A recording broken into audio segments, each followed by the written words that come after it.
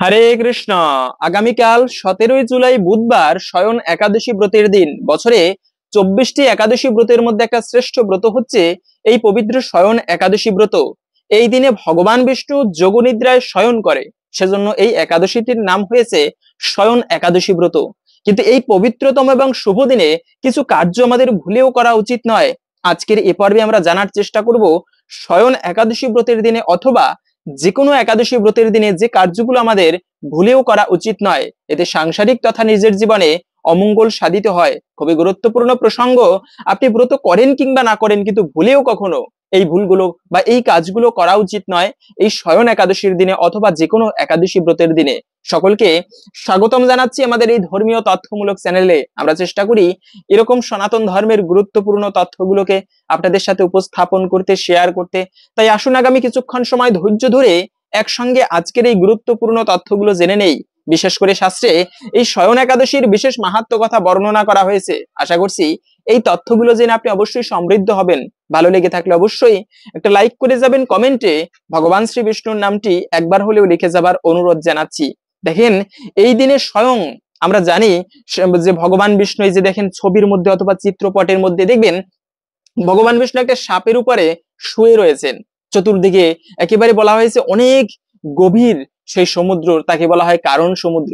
সেই কারণ সমুদ্রের উপরে ভগবান বিষ্ণু শয়ন করা, সুন্দর বাতাস, তার উপরে তিনি পঞ্চফণাযুক্ত একটা সাপ, সেই সাপের নাম হচ্ছে কিন্তু শেষনাগ। তিনি হচ্ছে মূলত বলরাম এবং মা লক্ষ্মী তার পদসেবা করতেছে। এই ভগবান বিষ্ণুও কিন্তু নিদ্রা যায় বা ঘুমায়, শয়ন করে। কিন্তু আমাদের যে ঘুম, ভগবানের যে ঘুম, এটা সাধারণ নয়। ভগবান আমরা যেরকম ঘুমালে আমাদের বাহ্যিক চেতনা থাকে না, ভগবান কিন্তু তদ্রূপ নয়। ভগবান যখন নিদ্রা যায় তখন কিন্তু তাকে বলা হয় যোগনিদ্রা। তিনি ঘুমালেও সমস্ত জগৎ পরিচালনা করতে পারে বা কাজ করতে পারে। আমরা যেরকম ঘুমালে আশেপাশে কি কাজ করতেছে, কে কি করতেছে, কথা বলতেছে তা শুনতে পাই না, ভগবান কিন্তু তদ্রূপ নয়। আমরা হাত দিয়ে কাজ করতে পারি কিন্তু চোখ দিয়ে কোনো কাজ করতে পারি না, চোখ দিয়ে শুধু দেখতে পারি, খেতে পারি না চোখ দিয়ে। ভগবান বিষ্ণু ওরকম নয়, তার প্রত্যেকটা ইন্দ্রিয় সম্পূর্ণ। তিনি একটা অঙ্গ থেকে সকল কাজ করতে পারেন, দৃষ্টি নিক্ষেপের মাধ্যমে সবকিছু গ্রহণ করতে পারেন, আবার সকল কিছু ধ্বংস করতে পারেন। এ হচ্ছে ভগবান। সেই ভগবান বিষ্ণু যখন নিদ্রা যায় তাকে বলা হয় যোগনিদ্রা। এবং যে দিনে ভগবান বিষ্ণু এই যোগনিদ্রায় যায় সেই দিনটি হচ্ছে কিন্তু মূলত এই শয়ন একাদশীর দিন, পবিত্রতম খুবই শুভ দিন বলা হয়েছে এই দিনটিকে। সেজন্য মূলত শুধু এই বিষয় নয়, আরো একটা গুরুত্বপূর্ণ বিষয় হচ্ছে যাদের জীবনে দারিদ্রতা রয়েছে প্রত্যেককে বলবো, সংসারে যদি দুঃখ থাকে, দারিদ্রতা থাকে, তবে প্রতিটি একাদশী ব্রত ভক্তি এবং শ্রদ্ধার সহিত পালন করুন। আপনার যদি কোনো চাওয়া পাওয়া থাকে ভগবানের কাছে, যে ভগবান আমাকে ধন দাও বা টাকা পয়সা দাও, দারিদ্রতা দূর করো, অমঙ্গল দূর করো, বলা আছে শাস্ত্রের মধ্যে অকাম সর্ব কাম বা মোক্ষ কাম উদারদি তীব্রেণ ভক্তি যোগিনা যজেত পুরুষম পরাম। যদি সমস্ত কামনা বাসনা শূন্য হয়ে থাকে, নিষ্কাম ভক্ত নিঃস্বার্থভাবে ভগবানের সেবা করে, অথবা যদি তার অনেক চাওয়া পাওয়া থাকে ভগবানের কাছে, তবুও ভগবানের পুজো করা উচিত, তাকে ভগবানের কাছে চাইতে হয়। সেই একাদশী ব্রত, বিশেষ করে যাদের জীবনে দারিদ্রতা রয়েছে, অন্যের অভাব দূর হয়, বিশেষ করে এই শয়ন একাদশী ব্রত পালন করলে। যে ভক্ত শয়ন একাদশী ব্রতটা ঠিকভাবে পালন করে তার জীবনে কখনো অন্যের অভাব হয় না। বলা আছে যে হয়তো বা ব্যক্তি অনেক ধনী, কিন্তু কপালেতে যদি খাবার লেখা না থাকে তবে সেই খাবার সামনে থাকলেও খেতে পারবে না। অনেক ব্যঞ্জন প্রস্তুত করা, ডাক্তার বলে দিয়েছে তোমার একটা রোগ হয়েছে, তোমার সকালে রুটি খেতে হবে, বিকালে রুটি খেতে হবে, এত খাবার খেতে পারবে না। অথবা যে আপনি সকল কিছু খেতে পারেন, সামনে খাবার রয়েছে, হঠাৎ একটা আপনার রাগ হলো অথবা একটা সমস্যা হলো, আপনি খাবার থেকে উঠে গেলেন। দেখেন, খাবার সামনে থাকলেও যদি দৈবের ইচ্ছা না হয় তবে কিন্তু খাওয়া যায় না, ভগবান যদি সেটা খেতে না দেয়। আবার গরিব ব্যক্তি হলেও, বনবাসী হলেও যদি তার কপালে খাবার থাকে তবে সে কিন্তু খাবার পাবেই। তাই বলা হয়েছে যে কখনো অপরের অন্ন বা অপরকে ঠকিয়ে যে তার থেকে সম্পদ ক্রয় নেওয়া উচিত নয়, অথবা অপরকে দুঃখ দিয়ে কখনো নিজে ধন সম্পদ উপার্জন করা উচিত নয়। এর ফলে জীবনে দারিদ্রতা আসে, অন্নাভাব দেখা দেয়। হয়তো আপনি এখন সেই দারিদ্রতা ভোগ করবেন না, কিন্তু সময় যখন বিচার করে তখন সাক্ষীর কখনো প্রয়োজন হয় না। সময় হচ্ছে বড় বলবান।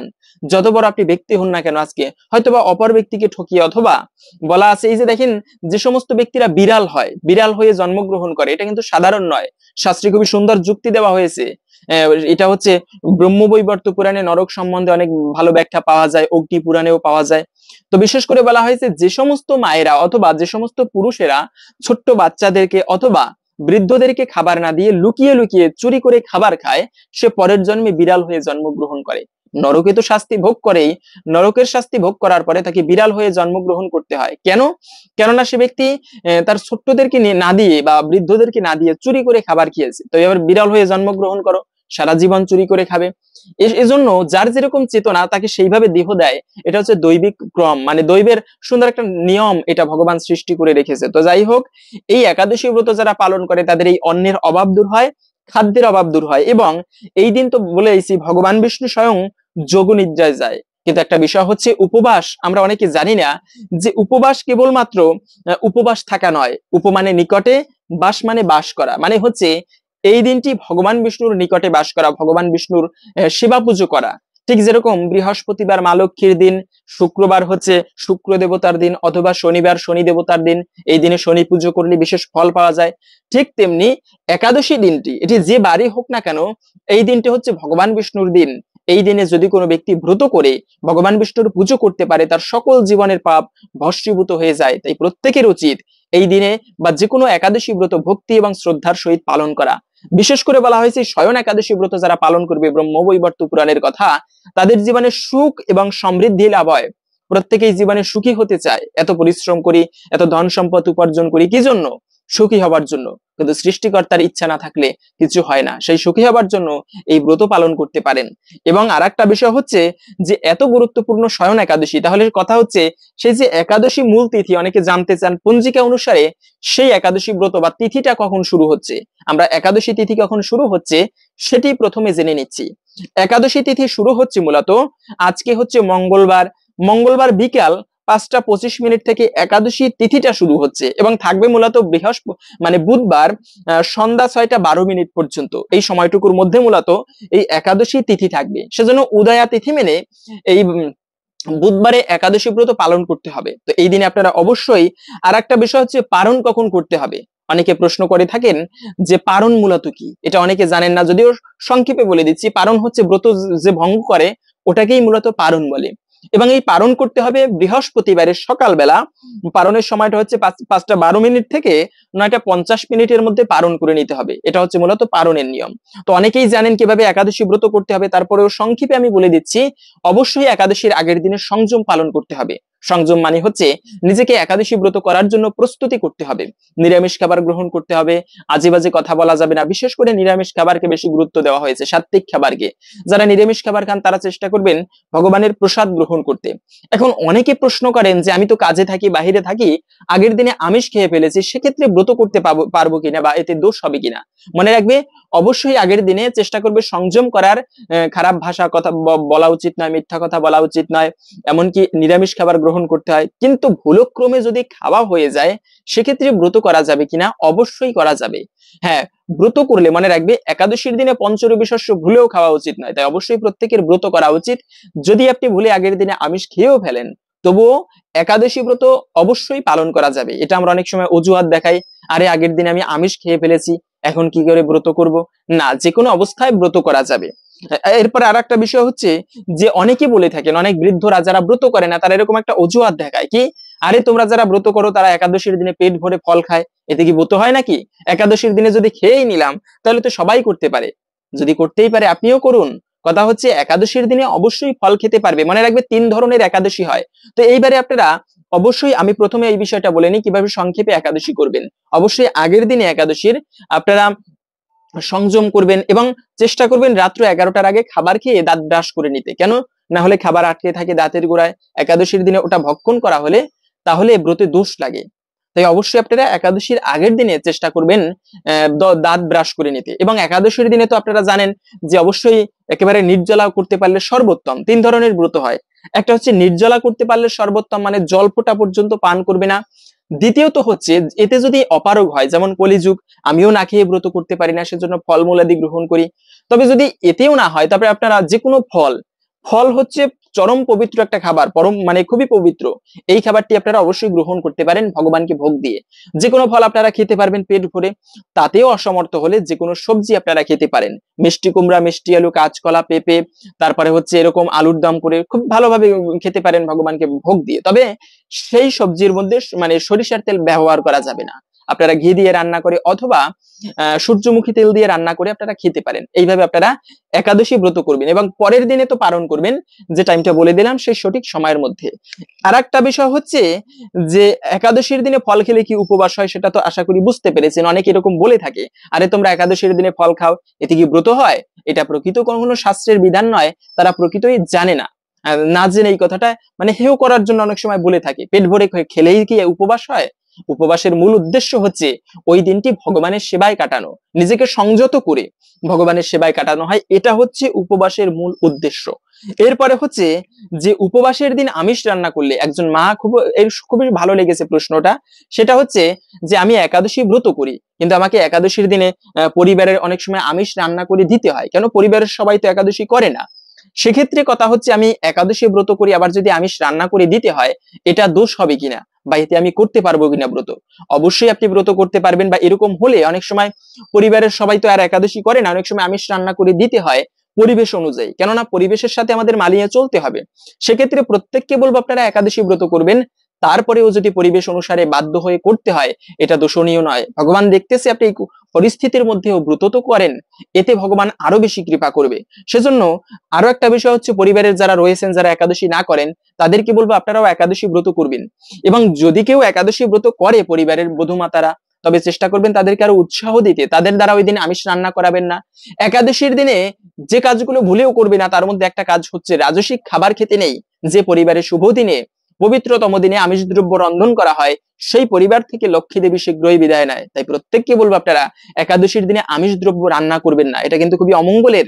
তো এই বিষয়টা অবশ্যই লক্ষ্য রাখবেন, কেউ একাদশী ব্রত করলে তার মাধ্যমে যেন কোনো মানে অমঙ্গলজনক কাজ ওই দিন না করানো হয়, আমিষ রান্না না করানো হয়, এটা আমাদের সকলের লক্ষ্য রাখা উচিত। কেউ যদি ধর্ম কাজ করে তাকে উৎসাহ দেওয়া উচিত, নিরুৎসাহিত করা উচিত নয়। তারপরে হচ্ছে যে উপবাস করে, ও আচ্ছা, আর একটা বিষয় হচ্ছে অনেকে বলে থাকে যে উপবাস করে তারপরে, মানে এই বিষয়টা হচ্ছে অনেকে উপবাস করে কিন্তু তারপরেও ঝগড়া করে। আমি এটা বিশেষভাবে বলবো যে একাদশীর দিনে যে কাজগুলো করবে না, তার মধ্যে আর একটা কাজ হচ্ছে ব্রত করে কখনো ঝগড়া দ্বন্দ্ব করতে নেই। যে ব্যক্তি শুভ দিনে ঝগড়া করে, সে ব্যক্তির উপরে কিসের লক্ষ্মীর কৃপা? তার সংসারে কখনো লক্ষ্মীর কৃপা হয় না, সেই সংসার থেকে লক্ষ্মী হানি হয় শীঘ্রই, সেখানে অলক্ষ্মীর বাস হয়। আমরা ভিডিওর মূল প্রসঙ্গ যে কাজগুলো এই একাদশীর দিনে করতে নেই, তার পূর্বে তা জানার পূর্বে আমরা এই একাদশীর বিশেষ মাহাত্ম্য কথা শ্রবণ করছি। আপনি ব্রত করতে পারেন বা না পারেন, এই ব্রত মাহাত্ম্য কথাটি মানে ভক্তি ভরে শ্রবণ করবেন। এই একাদশীর দিনে আপনারা চেষ্টা করবেন সন্ধ্যাকালে এই ব্রত মাহাত্ম্য ইউটিউব থেকে শ্রবণ করতে হবে এমন নয়, আপনারা নিজেরা পাঠ করবেন, সবাই মিলে শ্রবণ করবেন। বলা আছে শ্রবণাম মঙ্গলাম, শ্রবণ করলেও অনেকাংশেই এই শয়ন একাদশী ব্রতের ফল লাভ করা যায়। প্রথমে আমরা সেই ব্রতের মহিমা জেনে নিচ্ছি, তারপরে ভিডিওর মূল প্রসঙ্গ বলে দিচ্ছি যে কাজগুলো এই একাদশীর দিনে করা যাবে না। শয়ন একাদশী। মহারাজ যুধিষ্ঠির বললেন, হে কৃষ্ণ, আষাঢ় মাসের শুক্লপক্ষের একাদশীর নাম কি? এর মাহাত্ম্যই বা কি? তাকে কৃপা করে আমাকে বলুন। শ্রীকৃষ্ণ বললেন, ব্রহ্মা এই একাদশীর সম্পর্কে দেবর্ষি নারদকে যা বলেছিলেন, আমি সেই আশ্চর্যজনক কথা আপনাকে বলছি। শ্রী ব্রহ্মা বললেন, হে নারদ, এ সংসারে একাদশীর মতো পবিত্র আর কোনো ব্রত নেই। সকল পাপ বিনাশের জন্য এই বিষ্ণুব্রত পালন করা একান্ত আবশ্যক। যে ব্যক্তি এই প্রকার পবিত্র পাপনাশক এবং সকল অবিশ্ব প্রদাতা একাদশী ব্রত না করে, তাকে নরকগামী হতে হয়। আষাঢ় মাসের শুক্লপক্ষের এই একাদশী শয়নী নামে প্রসিদ্ধা। শ্রী ভগবান ঋষিকেশের জন্য এই ব্রত পালন করা একান্ত কর্তব্য। এই ব্রত সম্বন্ধে এক মঙ্গলময় পৌরাণিক কাহিনী আছে, আমি এখন তা আপনাকে বলছি। বহু বছর পূর্বে সূর্যবংশের মান্দাতা নামে এক মহর রাজর্ষি ছিলেন। তিনি ছিলেন সত্যপ্রতিজ্ঞ এবং প্রতাপশালী চক্রবর্তী রাজা। প্রজাদেরকে তিনি নিজের সন্তানের মতো প্রতিপালন করতেন। সেই রাজ্যে কোন রকম রোগ, মানে দুঃখ, দুর্ভিক্ষ, আতঙ্ক, খাদ্যাভাব এবং কোন প্রকার অন্যায় আচরণ ছিল না। এইভাবে বহুদিন অতিবাহিত হলো, কিন্তু হঠাৎ এক সময় দৈব দুর্বিপাকে ক্রমাগত সে রাজ্যে 3 বছর বৃষ্টি হয়নি। দুর্ভিক্ষের ফলে সেখানে দেবতাদের উদ্দেশ্যে দান মন্ত্রের স্বাহা স্বাধা ইত্যাদি শব্দ বন্ধ হয়ে গেল। এমনকি বেদ পাঠও ক্রমশ বন্ধ হলো। তখন প্রজারা রাজার কাছে এসে বলতে লাগলো, হে মহারাজ, দয়া করে আমাদের কথা শুনুন। শাস্ত্রে জলকে নার বলা হয়, আর সেই জলে ভগবানের অনয় অর্থাৎ নিবাস, তাই ভগবানের এক নাম নারায়ণ। মেঘরূপে ভগবান বিষ্ণু সর্বত্র বাড়ি বর্ষণ করেন, সেই বৃষ্টি থেকে অন্ন এবং অন্ন খেয়ে প্রজাগণ জীবন ধারণ করেন। এখন সেই অন্নের অভাবে প্রজারা ক্ষয়প্রাপ্ত হচ্ছে। অতএব হে মহারাজ, আপনি এমন কোনো উপায় অবলম্বন করুন যাতে আপনার রাজ্যের শান্তি এবং কল্যাণ সাধন হয়। রাজা মান্ধাতা বললেন, তোমরা ঠিকই বলেছ, অন্ন থেকে প্রজার উদ্ভব, অন্ন খেয়ে প্রজারা জীবন ধারণ করেন, তাই অন্নের অভাবে প্রজারা বিনষ্ট হয়, আবার রাজার দোষেও রাজ্য নষ্ট হয়। আমি আমার নিজের বুদ্ধিতে আমার নিজের কোনো দোষ খুঁজে পাচ্ছি না, তবুও প্রজাদের কল্যাণের জন্য আমি আপ্রাণ চেষ্টা করব। তারপর রাজা ব্রহ্মাকে প্রণাম করে সৈন্যসহ বনে গমন করলেন। সেখানে প্রধান প্রধান ঋষিদের আশ্রমে সাক্ষাৎ লাভ করলেন। হঠাৎ তিনি একবার ব্রহ্মার পুত্র মহাতেজস্বী অঙ্গিরা ঋষির সাক্ষাৎ পেয়েছিলেন। তাকে দর্শন মাত্রই রাজা মহানন্দে ঋষির চরণ বন্দনা করলেন। মুনিবর তাকে আশীর্বাদ করে তার কুশল প্রশ্ন জিজ্ঞাসা করলেন। মহারাজ তখন তার বনে আগমনের কারণ সবিস্তারে ঋষির কাছে জানালেন। ঋষি অঙ্গিরা কিছু সময় ধ্যানস্থ থাকার পর বলতে লাগলেন, হে রাজন, এটি সত্য যুগ। এই যুগে সকল লোক বেদপরায়ণ এবং ব্রাহ্মণ ছাড়া অন্য কেউ তপস্যা করে না, এই নিয়ম থাকা সত্ত্বেও এক শূদ্র এ রাজ্যে তপস্যা করছে। তার এই অন্যায় কার্যের জন্যই এই দুর্দশা, তাই তাকে হত্যা করলে সকল দোষ দূর হবে। রাজা বললেন, হে মুনিবর, তপস্যাকারী নিরপরাধ ব্যক্তিকে আমি কিভাবে বধ করি? আমার পক্ষে সহজসাধ্য অন্য কোনো উপায় থাকলে আপনি তা দয়া করে আমাকে বলুন। তদুত্তরে মহর্ষি অঙ্গিরা বললেন, আপনি আষাঢ় মাসের শুক্লপক্ষের শয়নী নামে প্রসিদ্ধা একাদশী ব্রত পালন করুন। এই ব্রতের প্রভাবে নিশ্চয়ই রাজ্যে বৃষ্টি হবে। এই একাদশী সর্বসিদ্ধিদাত্রী এবং সর্ব উপদ্রব নাশকারী। হে রাজন, প্রজা এবং পরিবারবর্গ সহ আপনি এই ব্রত পালন করুন। মুনিবরের কথা শুনে রাজা নিজের প্রাসাদে ফিরে এলেন।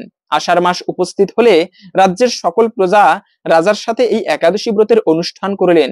ব্রত প্রভাবে প্রচুর বৃষ্টিপাত হলো। কিছুকালের মধ্যেই অন্নাভাব দূর হলো। ভগবান ঋষিকেশের কৃপায় প্রজাগণ সুখী হলো। এই কারণে সুখ এবং মুক্তি প্রদানকারী এই উত্তম ব্রত পালন করা সকলেরই অবশ্য কর্তব্য। ভবিষ্যৎতার পুরাণে যুধিষ্ঠির শ্রীকৃষ্ণ তথা নারদ ব্রহ্ম সংবাদে এই একাদশী ব্রত মাহাত্ম্য বর্ণিত হয়েছে। আশা করি বুঝতে পেরেছেন এই একাদশীর বিশেষ মাহাত্ম্য কথা, যা পালন করলে আমরা কি ফল লাভ করতে পারি। প্রত্যেককে বলবো আপনারা নিজেরা এই ব্রত করবেন এবং সকলের মাঝে ছড়িয়ে দিবেন, যেন আমরা সবাই এই শয়ন একাদশী ব্রত প্রসঙ্গে জানতে পারি। বিশেষ করে বলা হয়েছে এই একাদশীর দিনে যে কাজগুলো করবে না, তার মধ্যে প্রথমত হচ্ছে রাজসিক কোনো খাবার খাবে না, মাছ মাংস পেঁয়াজ রসুন ডিম এগুলো খেতে নেই। দ্বিতীয়ত হচ্ছে একাদশী ব্রত করে বা ব্রত না করলেও কোনো শুভ দিনে কখনো ঝগড়া করতে নেই। তৃতীয়ত হচ্ছে মনে রাখবে, এই দিনে আমরা অনেক সময় একাদশী ব্রত করি কিন্তু ভগবানের সেবা করি না, যে যার মতো কাজ করি, এই জায়গায় ওই জায়গায় থাকি, তো এগুলো করা উচিত নয়। একাদশী ব্রত মানে হচ্ছে ওই দিনটি ভগবানের সেবায় কাটাবে। অন্তত পক্ষে যারা আমরা অনেক সময় ইয়াং ছেলেরা আমাদের মতো ব্রত করি, তাদেরকে বলবো আপনারা অন্তত পক্ষে নিজেরা পুজো না করলেও এই দিনটি বিশেষ করে মন্দিরে যান, যে কোনো গৌরীয় মঠ থাকলে বা যে কোনো আশেপাশে ইস্কন মন্দির থাকলে সেখানে যেতে পারেন। গিয়ে ঠাকুরের দর্শন আরতিটা অন্তত পক্ষে সন্ধ্যাকালে দর্শন করে ঠাকুরকে একটা প্রণাম করে আসবেন। এবং এই দিনে মনে রাখবে আর একটা বিষয় হচ্ছে হরলিক্স খাওয়া যাবে না, তারপরে হচ্ছে শ্যামা চাল খাওয়া যাবে না। এই হরলিক্স মানে হচ্ছে এটার মধ্যেও পঞ্চরবিশস্যের সংমিশ্রণ থাকে, সেক্ষেত্রে একাদশীতে হরলিক্স খাওয়া উচিত নয়। দ্বিতীয়ত হচ্ছে শ্যামা চালের মধ্যেও পঞ্চরবিশস্যের সংমিশ্রণ থাকে, তাই এই দুইটি জিনিস আপনারা একাদশী ব্রত করে ভুলেও গ্রহণ করবেন না, এতেও কিন্তু ব্রত ভঙ্গ হয়ে যায়। তৃতীয়ত হচ্ছে কারো নিন্দা করবে না। মনে রাখবে, নিন্দা সব থেকে বাজে একটা বিষয়। এর মাধ্যমে বৈষ্ণবের নিন্দা যে ব্যক্তি করে সে ব্যক্তির সকল পুণ্য ধ্বংস হয়ে যায়। তাই কখনো কারোই নিন্দা করা উচিত নয়। সবসময় অপরের দোষ দর্শন করতে থাকলে এতে অপরের সেই দোষটাই নিজের মধ্যে বৃদ্ধি পায়। কিন্তু আপনি যদি অপরের ভালো গুণের চিন্তা করেন, ভালো গুণের প্রশংসা করেন, এতে কিন্তু সেই ব্যক্তির ভালো গুণটি একটি হলেও আপনার মধ্যে প্রকাশ পাবে। তাই বলা হয়েছে যে মানুষের মৌমাছির মতো হওয়া উচিত, শত খারাপের মধ্যেও ভালোটাকে গ্রহণ করা উচিত। এবং তারপরে হচ্ছে একাদশী ব্রত করে দিনে কখনো আমাদের ঘুমানো উচিত নয়। হরে কৃষ্ণ। আশা করছি আজকের এই গুরুত্বপূর্ণ তথ্যগুলো জেনে আপনি একটুকু হলেও সমৃদ্ধ হয়েছেন। যারা এতক্ষণ ধৈর্য ধরে আমাদের সাথে ছিলেন তাদের জন্য একটা অনুরোধ থাকবে যে আমাদের আরেকটা চ্যানেল রয়েছে, সেখানে আমরা চেষ্টা করি শাস্ত্রের হুবহু তথ্যগুলোকে পাঠ করে আপনাদের কাছে শ্রবণ করানোর। ব্যক্তিগত কোনো কথাবার্তা সেই চ্যানেল বলি না। তো প্রত্যেককে বলবো এই চ্যানেলের হোম পেজে সেই চ্যানেলটি দেওয়া রয়েছে, আপনাদের কাছে অনুরোধ সেখানে সাবস্ক্রাইব করে আমাদের সাথে যুক্ত থাকবেন। তো ভগবানের কৃপায় সকলের জীবনে মঙ্গল হোক এই কামনা করে আজকের ভিডিওটা এখানে সমাপ্ত করছি। হরে কৃষ্ণ।